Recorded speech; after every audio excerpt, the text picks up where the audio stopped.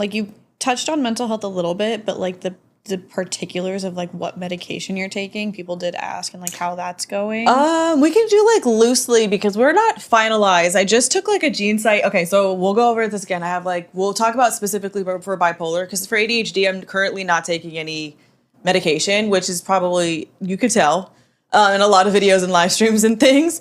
Because with bipolar, I don't know, I can only speak about two because that's what I have.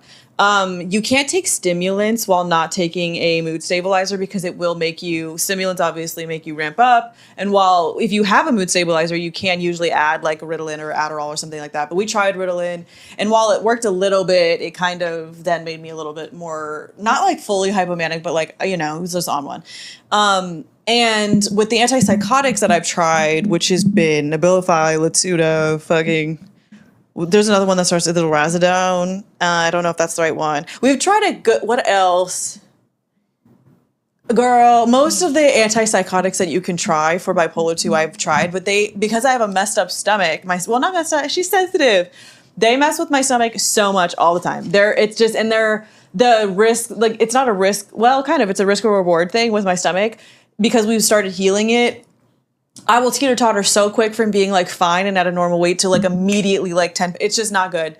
So I just did a gene site testing thing that you can ask for your psych for, or really I think any doctor, to see how you're going to metabolize. And it's not about how your brain's going to work with the medications. It's not that. It's how your body's going to metabolize the medicine and see if like it's going to give you weird effects. So right now we're paused on the antipsychotics of it all, which would be an everyday medication that just helps hopefully not have as much like up and downs. You should be like right in the middle and not have hypomania or the depressive states. I have what they call mixed depressive or mixed mania. So if I have like depression, it's not normally by itself. It will be with the racing thoughts, and it's with hypomania like mixed in. It can be very uncomfortable, but it's what I've always experienced. I know some people on TikTok talk about it. If you want to learn about that a little bit more, I would say TikTok's not your doctor, ask your doctor. But there's people that explain how it feels when it's their first time. I don't think I've ever, unless I've been sick, which usually sickness actually triggers hypomania for me. I don't know why.